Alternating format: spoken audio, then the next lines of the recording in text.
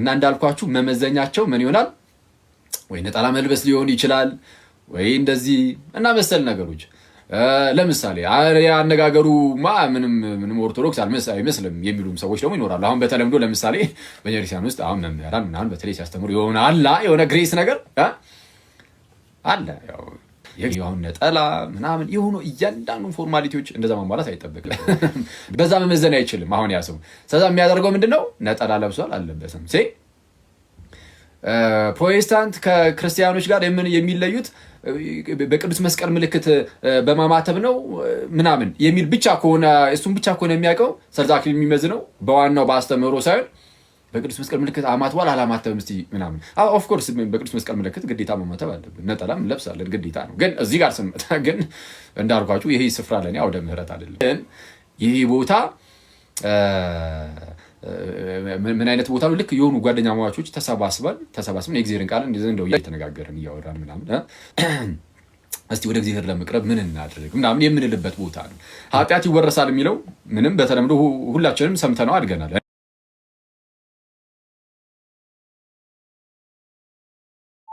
ኃጢአት እኮ አይወረስም ከየት አመጣችሁ ተባለ። ስለዚህ አሁን ምን እያልኳችሁ ነው? የውርስ ኃጢአት የሚባል ኃጢአት ይወረሳል የሚል ነገር በመጽሐፍት ላይም አለ። በመጽሐፍት ላይ ኦኬ፣ ትልቅ መምህራን ናቸው በሚባሉት መጽሐፍት ላይ ሳይቀር ማለት ነው። መጽሐፍት ላይ ሳይቀር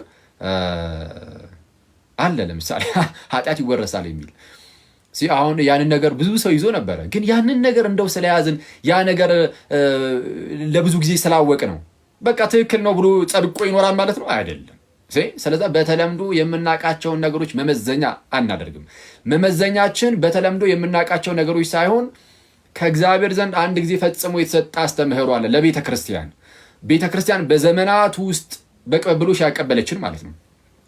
ስለዚህ ከጥንት ጀምሮ የመጣው ሃይማኖት አስተምህሮ የክርስቲያን ዶክትሪኑ እርሱ ነው በቃ መመዘኛ። እሺ፣ በአባቶች ትምህርት ውስጥ በግልጥ የታየን ያ አስተምህሮ መመዘኛችን ነው።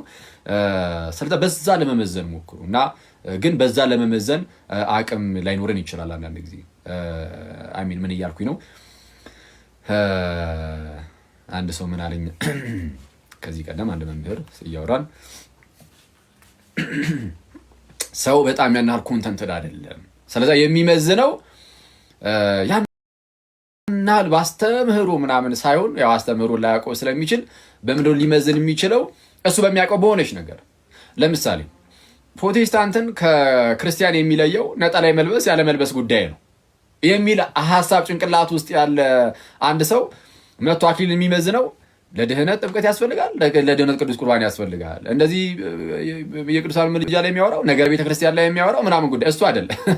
በዛ መመዘን አይችልም አሁን ያ ሰው። ስለዚህ የሚያደርገው ምንድነው? ነጠላ ለብሷል አልለበሰም። ፕሮቴስታንት ከክርስቲያኖች ጋር የሚለዩት በቅዱስ መስቀል ምልክት በማማተብ ነው ምናምን የሚል ብቻ ከሆነ እሱም ብቻ ከሆነ የሚያውቀው ስለዛ አክሊል የሚመዝነው በዋናው በአስተምህሮ ሳይሆን በቅዱስ መስቀል ምልክት አማትቧል አላማተብም እስቲ ምናምን። ኦፍ ኮርስ በቅዱስ መስቀል ምልክት ግዴታ መማተብ አለብን። ነጠላም ለብሳለን ግዴታ ነው። ግን እዚህ ጋር ስንመጣ ግን እንዳልኳችሁ ይሄ ስፍራ ለኔ አውደ ምህረት አይደለም ማለት የስ አውደ ምህረት ላይ የእግዚአብሔር ቃል ይነገራል፣ እዚህም የእግዚአብሔር ቃል ይነገራል። ግን ይሄ ቦታ ምን አይነት ቦታ ነው? ልክ የሆኑ ጓደኛ ማዋቾች ተሰባስበን የእግዚአብሔርን ቃል እንደው እየተነጋገርን እያወራን ምናምን እስቲ ወደ እግዚአብሔር ለመቅረብ ምን እናድርግ ምናምን የምንልበት ቦታ ነው እንጂ አውደ ምህረት የሆነ ፑልፒት ነገር አይደለም። ኦኬ፣ አውደ ምህረት ላይ ወጥተን እየተናገርን አይደለም። ስለዚህ ይሄ አሁን ነጠላ ምናምን የሆኑ እያንዳንዱ ፎርማሊቲዎች እንደዛ ማሟላት አይጠበቅብን። ብቻ እግዚአብሔር ግን በዚህ አሁን እንደዚህ ስናወራ ምናምን እርሱ በመካከላችን እንዲገባና እንዲያስተምረን ግን የሁላችንን ጆሮች እንዲከፍት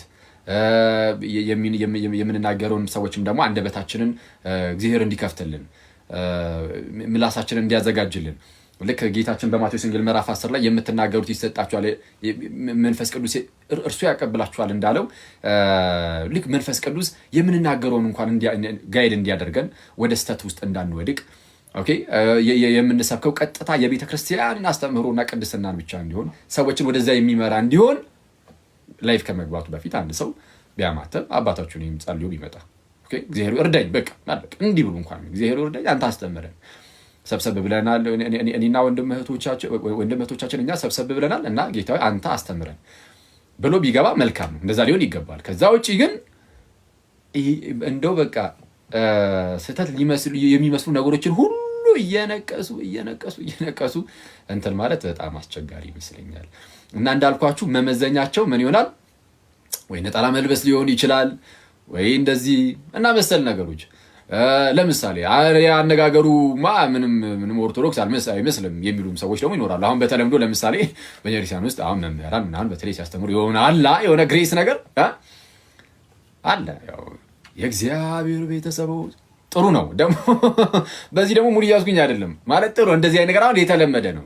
አሁን ፈለገ አትናትዮስ አለ ወዳጅ አሁን እሱ አስተምር ብትሉት አሁን እሱ ይችልበታል። አሁን እንደዚህ አይነት ነገር በጣም እንትን ስላለ እንግዲህ ለብዙ ዓመት እንደዚያ ወደ ምሕረት ላይ ምናምንም ሲሰብክ ስለነበረ አሁን እሱ እንደዛ ዜማውንም ድምፁንም አምጣ ብትለው በቀላሉ ያመጣዋል። እኔ ግን አልችልም። እኛ ደግሞ ያው ያደግነውን በዚህ በሰንበት ትምህርት ቤትም በምንም ስላልሆነ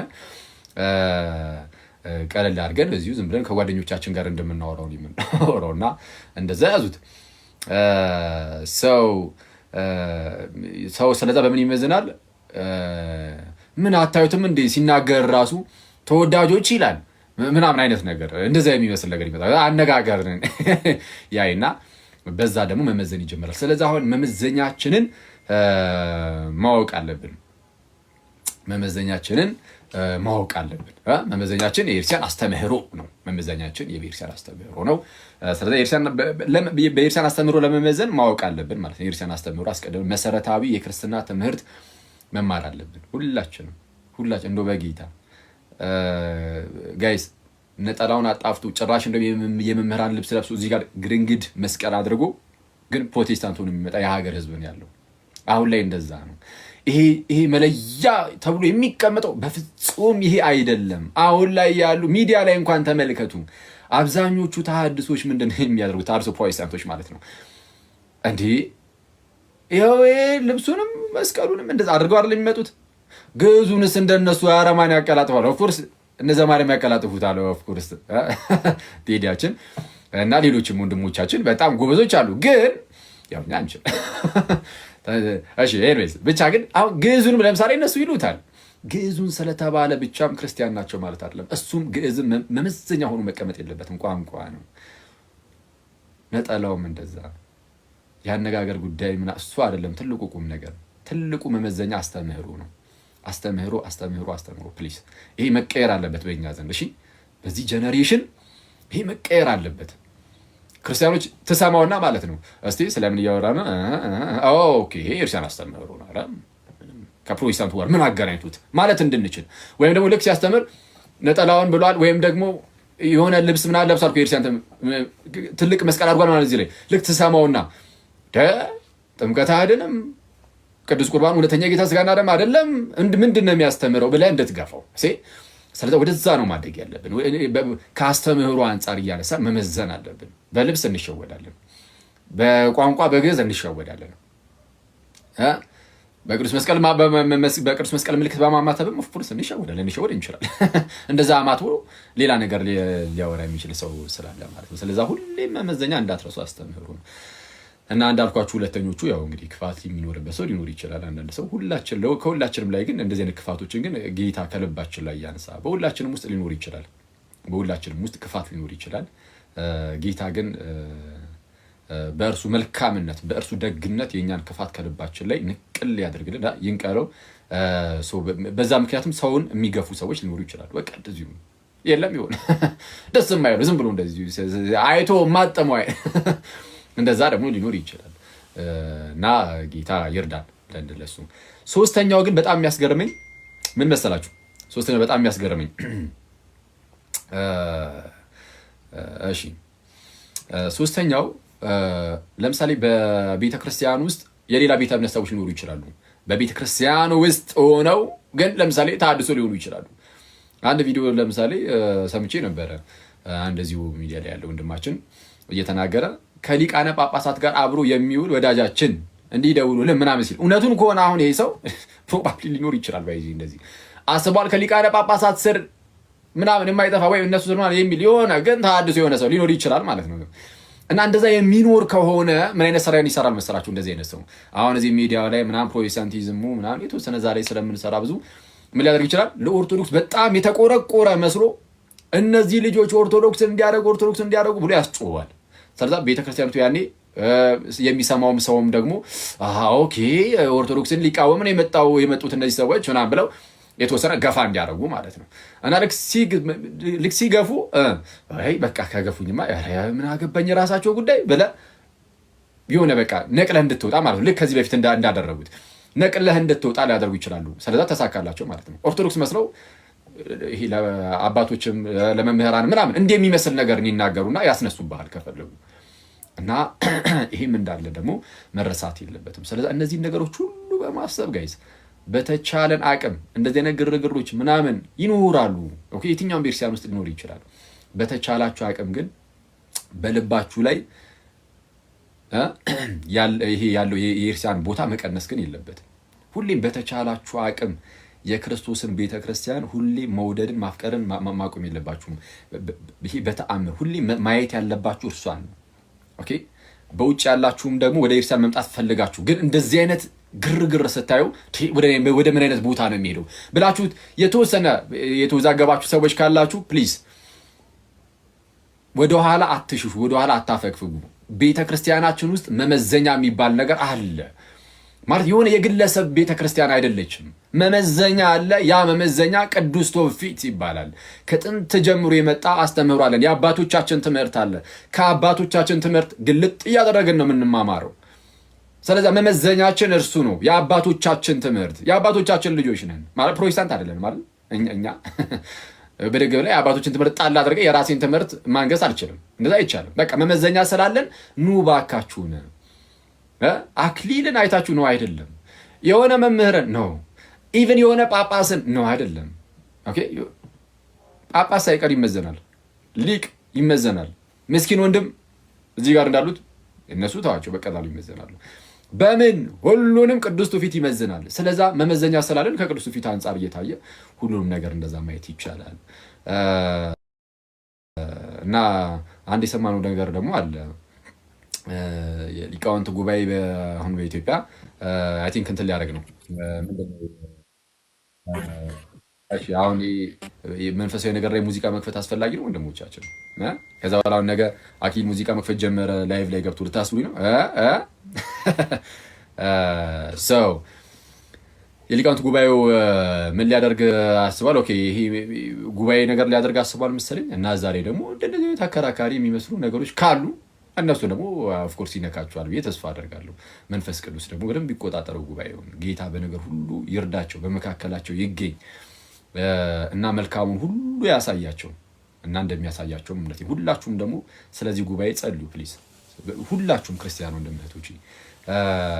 እና አባቶቻችን ሁሉ የመራው መንፈስ ቅዱስ ነው። እሺ ከጥንትም ጀምሮ አባቶቻችን የመራው ወደ እውነት ሁሉ የሚመራው ያ መንፈስ እርሱን የመራው እና አባቶቻችንን የመራ እውነት የሆነውን ትምህርት ከሐዋርያት ጀምሮ ይዞ ያስጠበቀው መንፈስ ቅዱስ አሁንም በመምህራኖቻችን ደግሞ በዚህ ጉባኤው ምናምን እንዲሰራ ስለዛ ደግሞ ልንጸልይ ይገባል። እና እርሱ ነው።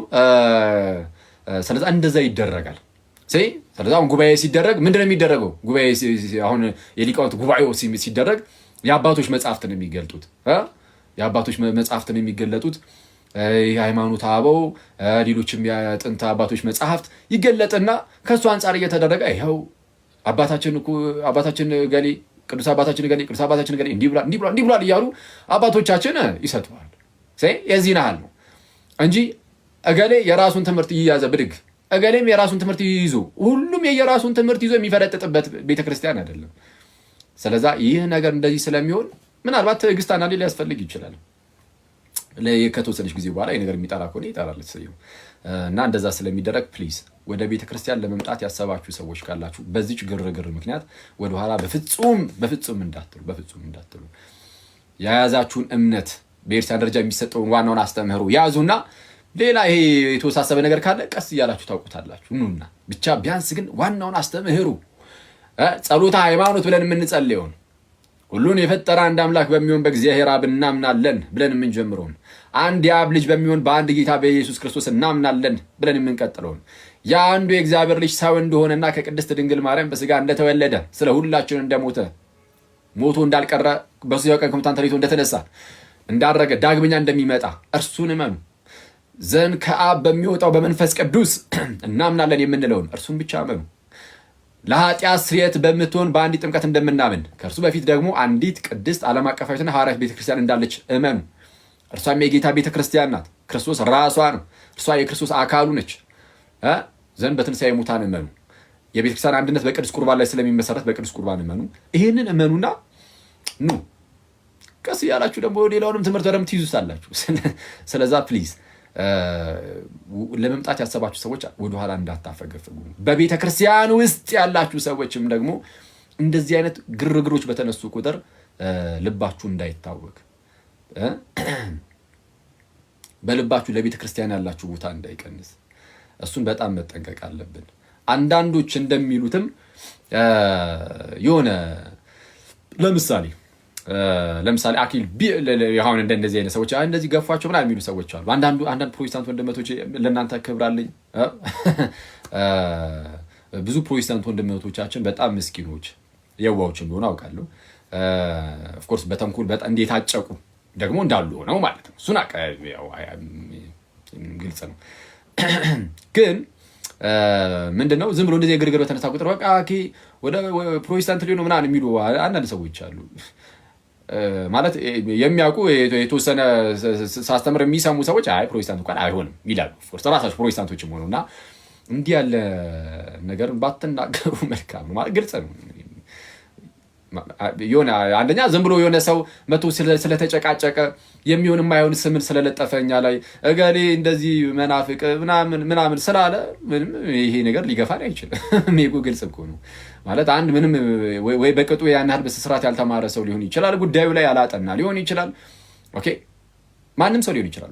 መምህርም ይሁን በመምህር ስም የሚቀመጥ ምንም ይልባል። ግን ጉዳዩ ላይ ምንም በማያውቀው ነገር ተነስቶ መናፍቅ ምናምን እያለ ስም ሊለጥፍ ይችላል። ግን እንደዛ ስላደረገ ግን አንድ ሰው ብድግ ብለን እንደው በቃ እንዲህ ከተባልኩማ ብለን ላጥ ምንል አይደለም። እንደዛ የምንፈረጥጥ አይነት ሰዎች አይደለም። ያው እንደዚህ ግፍት ተደርጌ ማለት ነው። እንደዚህ እንደው ተገብቶ በቃ ወጣለን ልክ የጎረቤት ልጅ መስዬ በቤተ ክርስቲያን ውስጥ እንደዛ ለገብቼ ወጣ እንኳን ፕሮቴስታንት ልሆን አልችልም። ይሄ ግልጽ ነው። ማለት ይሆነ እንደዛ ቢሆን አይሆንም። ኦፍኮርስ እንደዛ ማንም ሊገፋኝ የሚችል እንደሌለ አስረግጬ ነው የምነግርህ። እንደዛ ማንም አያደርግም። ኦፍኮርስ ቤተክርስቲያኒቱ የሰው አይደለችም፣ የጌታ ናት። ሰዎች ያሉባት የጌታ ቤተክርስቲያን እንጂ ቤተክርስቲያኒቱ ራሱ የጌታ ግን እንደዚህ የሚፈጠር ቢሆን ራሱ ሰው ጥንታዊያን አብያተ ክርስቲያናትን አያይም እንዴ? ለምን ፕሮቴስታንት ማለት ፕሮቴስታንት የሚሆንበት ምን ምክንያት አለው? ለምሳሌ ታድሶች ተገፍተን ወጣን ትሉ የለ ተገፍታችሁ የምርም ስለተገፋችሁ ከሆነ የወጣችሁትና አስተምህሮ ላይ ግን ዋናው አስተምህሮ ላይ ችግር ከሌለባችሁ ለምንድን ነው ሌሎች ጥንታውያን አብያተ ክርስቲያናትን ለምሳሌ አላያችሁት? ስለዛ ውስጣችሁ የፕሮቴስታንታዊነት አለ። በቃ ግልጽ ነው። እሱ ነው ግልጥ የሚለው። ትንሽ ስትነካ እሱነት ይገለጣል። ስለዛ የሆነ ነገር ውስጥ ላይ የሆነ የተቀበረ ነገር ይኖራል ማለት ሳታስበው እኮ ነው። ሳታስበውም ሊሆን ይችላል። እና አንዳንድ ጊዜ ጸጋ የማስተማር የመዘመር ምናምን ጸጋ ከእግዚአብሔር ዘንድ ነው አይደለም? ከእግዚአብሔር ነው። አሁን እነዚህ በእኛ ክርስቲያን ውስጥ የነበሩ በፊት ማለት ነው በእኛ ክርስቲያን ውስጥ የነበሩ ሰዎች በፊት እንትን እዚህ ጋር አንቺ መክሊትሽ ማነው ትዜ ጋር ነው ይለኛል አንዱ። እስቲ ረፉ አትላኩልኝ እናንተ የተመታችሁ እዛ ወንድማችን ያው ካልመጣ እያለ ነው። በእግዚአብሔር ስም ተዛለኝ በጠፋሁባቸው ሰሞኖች እኔ በጌታ ኧረ አንዳንድ ሰው እኮ እንደው እንትን አንድ ታድሶ ያው ኦፍኮርስ ስሙን አልጠቅስም አግባብ ስላልሆነ ስም አልጠቅስም። ግን አንድ ታድሶ ነገር ታድሶ ነው እና ቴክስት አደረገልኝ። እስቲ ፈልጌ ነው ቁጥርህን ላክልኝ ምናምን። ኧረ በቅዱስ ሚካኤል ምን ውርደት ነው ይሄ? የሞተ ታድሶ በክርስቶስ ኧረ ሺን ጌታ አንተ ገና ለገና ራቃ ላክልኝ ተብሎ መተህ ስልክ ላክና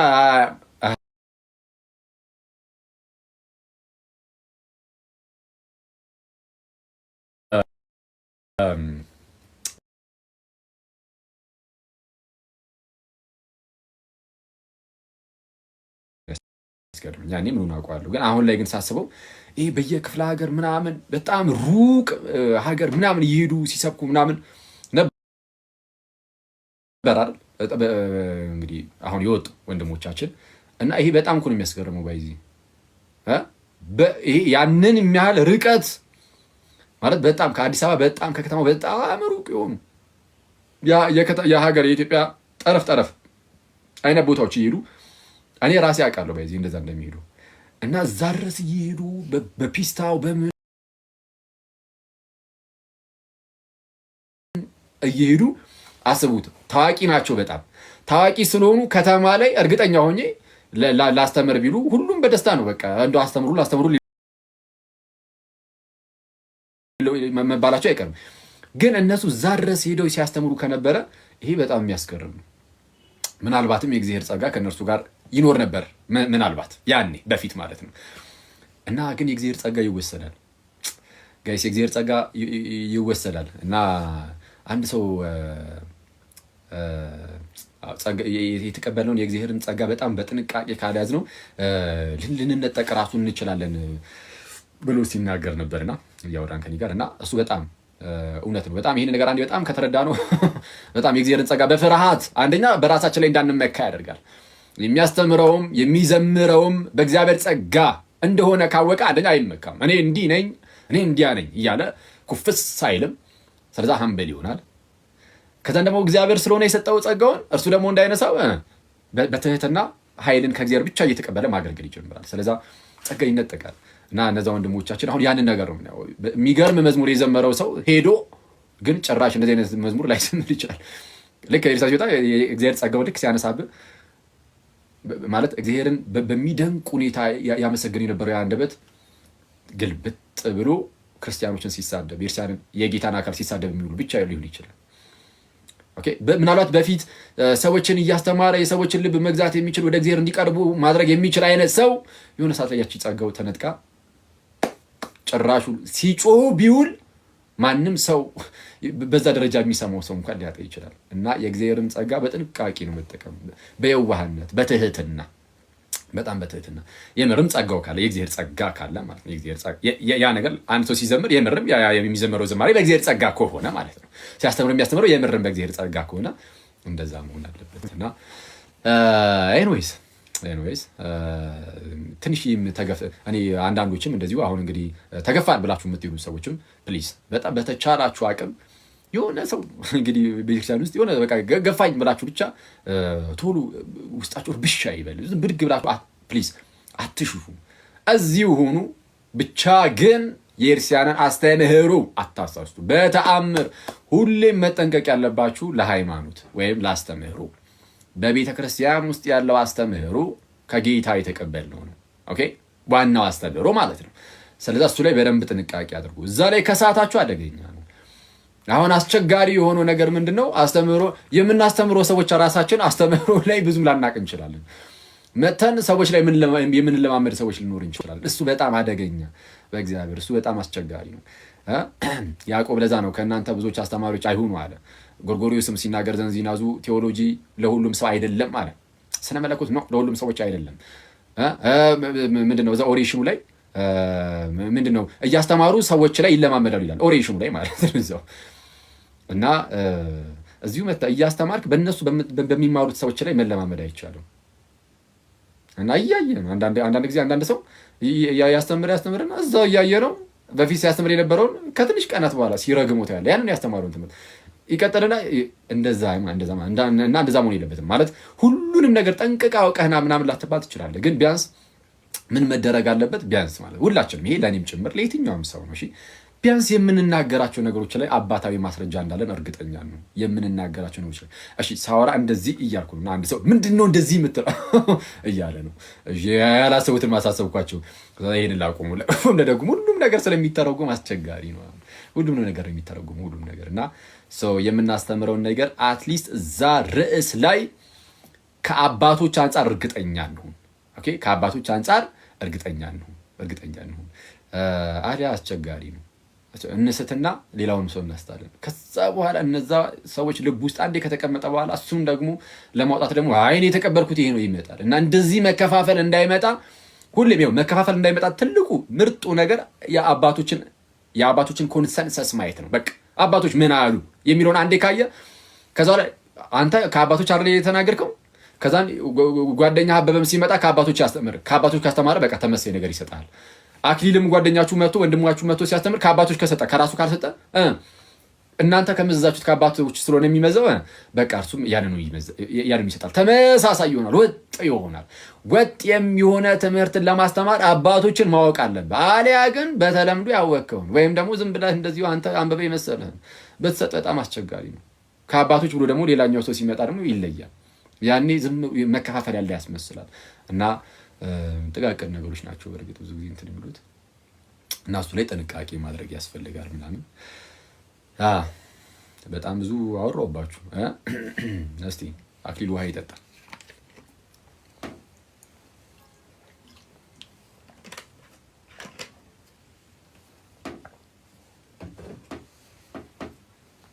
እሺ ሰው የዚህን ያህል ካለም በቂ ነው። ትምህርት ጉዳዮች ላይ ምንም አይነት ስህተት ሊሰራ ይችላል አይደል? አዎ ስህተት ሊሰራ ይችላል። ይሄ በተደጋጋሚ ነግሬያቸዋለሁ። አክሊል ስህተት ሊሰራ ይችላል እንዳልኳችሁ። በጣም እኔ በተደጋጋሚ ነገርኳችሁ። አይ በጣም አዝናለሁ፣ ግን በጣም የምጠነቀቀው ላስተምህሩ ነው። አለቀ። ለጌታ ቤተክርስቲያን ትልቅ ፍቅር ነው ያለኝ። ስለዚህ በቤተክርስቲያን ውስጥ ለእግዚአብሔር ፍቅር ያለው ሰው ደግሞ ከእግዚአብሔር የተቀበለውን ነገር በጣም በእንክብካቤ ነው የሚይዘው። ኦኬ፣ በጣም የምታከብሩት የምትወዱት አንድ ሰው አንድን ነገር እስቲ ጠብቅልኝ ብሎ ቢሰጥህ እንዴት ነው ተንከባክበህ የምትጠብቅለት? በጣም የምትወደው ሰው፣ በጣም የምታከብረው ሰው ምንም ነገር እንዳይነካው ተንከባክበህ ትይዝለት የለም? ልክ እንደዛ ሁሉ እግዚአብሔር ለቤተ ክርስቲያን የሰጣት አስተምህሯል። ስለዚህ እሱን እኔ በጣም በተቻለኝ አቅም ተንከባክቤ ነው የሚይዘው። ማለት ተንከባክቤ ነሴንስ የራሴን ነገር ላይ ሳልጨማምር እንደዛ ነው ለማድረግ የምሞክረው። ግን ያው ሰው ነህና ግን እንደዛም እየሞከርክ ግን ልትሳሳት ትችላለህ። ስለዛ ምሳሳት ከሆነ ምን እደረጋለሁ? ታረማለሁ፣ አዝናለሁ። እስካሁን ድረስ ስህተት አላገኘው። ይሄ ነገር ከአባቶች ትምህርት አንጻር ስህተት ነው የሚል ሰው ካለ የሚል መምህርም ካለ ካወራኝ እግዚአብሔር በሚያውቀው መጥቼ እነግራችኋለሁ። ያው እግዚአብሔር በሚያውቀው ጌታዬ ኢየሱስ ክርስቶስ እርሱ ምስክሬ ነው። እኔ መጥቼ እነግራችኋለሁ። አረ እዚህ ላይ ከአባቶች ትምህርት አንጻር እገሌ የሚባለው አባት እንደዚህ እገሌ የሚባለው ቅዱስ አባቶቻችን ከኔ ተቃርኖ ነው የታወሩት ብዬ አሳያችኋለሁ። እንደዛ ግን ለመሆን ያብቃው። አክቹሊ ያብቃው ስላችሁ እንደው በሆነ ያልኩኝ ሳይሆን ብቻ ይገኝ እንደዛ እንጂ ችግር የለውም። አሳያችኋለሁ። ከቤተ ክርስቲያን ትምህርት የተለየ ትምህርት አስተምሪማ ከሆነ ከመምህራን ጋር ምናምን አወራና ማለት ነው። ማለት ዝም ብሎ መጽሐፍ ቅዱስን የሆነ ሰው ያነብና ራሱ መጽሐፍ ቅዱስን በተረዳው መረዳት ይሄ እኮ እንዲህ ለማለት ነው ብሎ